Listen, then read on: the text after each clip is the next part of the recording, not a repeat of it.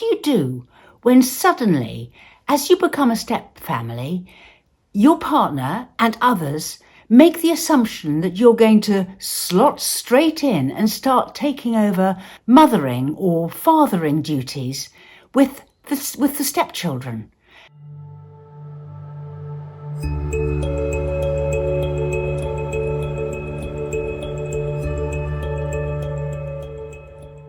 Subscribe to my channel and hit the notification bell, and I'll let you know every time I post. People start leaning on you and making assumptions about what you should and shouldn't be doing, and you can be leaned on to sort of do stuff all the time that you really hadn't expected. It can also be extremely awkward. I mean, if the stepchildren are over and your partner is busy, has obligations, has commitments, is away on business for a few days, what are you supposed to do? Are you supposed to say, nope, I'm not doing it? Really tough. If you start doing stuff that you resent, that resentment will grow. And once you've started to do stuff regularly, and it's then more difficult to turn around and say you don't want to do it anymore. So how to sort something like this? And the first step is to be careful of those warning feelings of resentment or frustration or anger or just not wanting to do this stuff, and listen to yourself. One of the biggest dangers is to ignore your feelings in a step family. So pay attention to them, and it is worth sorting it out so that you can and are happy to be in this step family on your terms. And then you need to deal with it. Work it out for yourself. Are there some things you don't mind doing and some things you would prefer not to do? Where is your resentment and about what? With what does it involve? Or is it quite a lot of stuff or just some stuff? The big thing here is to know where you are with it. You might quite like some stuff that you do as a step family and with the stepchildren, and you don't mind doing certain things. But there may be other stuff that you really resent and object to. And the first step in this is to be clear in your own head what you are happy to do and what you're finding that you resent, the giving up of the time or whatever, or anything that you don't want. And it's the don't want stuff that you need to address. And the first step here is to speak to your partner about it. And often the big red flag here is the assumptions that other people make. And your partner may just be making a set of assumptions. These kids are their kids, and they had not even thought that you would consider looking after them or doing stuff for them to be in any way a burden for you. So the first step is to have a conversation, probably with your partner, and just say, we need to have a bit of a reset. We need to have a bit of a think about this and do it differently. And they may not have realized the assumptions that they had been making.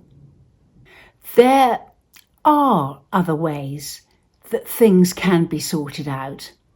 You need to be secure in your thoughts about knowing what a detrimental effect that this is going to have on your relationship together if the assumption is you're going to do what you don't want to do. It's really important that you have the self-esteem and the assertiveness to say to them, this is important for us and for me, and it needs to be organised differently. Now, there are some compromises that can be made here. For example, it is possible that you could negotiate to do some of it or to tide things over at very difficult times, but for it not to be the 2 days over the weekend, but your responsibility for the children only last for 1 day or half a day if something desperately needs to be done by your partner. I don't know, but you can negotiate it down.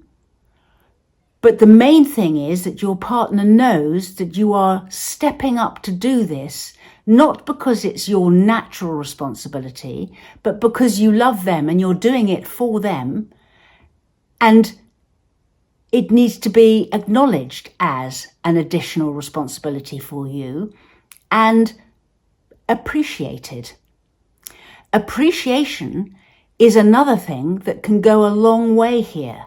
It's when people assume you're going to do it without thanks. Now, I know you're going to say, well, I don't need thank yous to do this. But actually, if you do something for your stepchildren, look after them for a period of time each week on your own, appreciation sure goes a long way. Much better than being assumed that you're going to do it and given no thanks.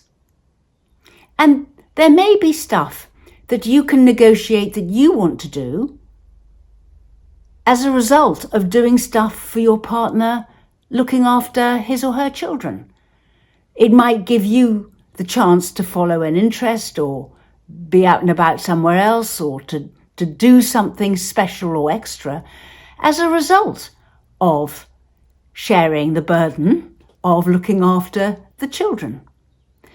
There are negotiated places you can go on this in terms of limiting the time, getting appreciation for it, and being able to do stuff on your own as a result or something. But it's important that you realise that this can really damage your relationship unless you have a conversation and it is a managed situation, not an assumed situation.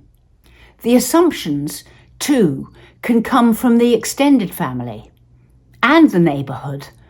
And aunts, uncles, grandparents can make assumptions that you're going to be the carer, the mothering, fathering type figure in this family now that you're a step family.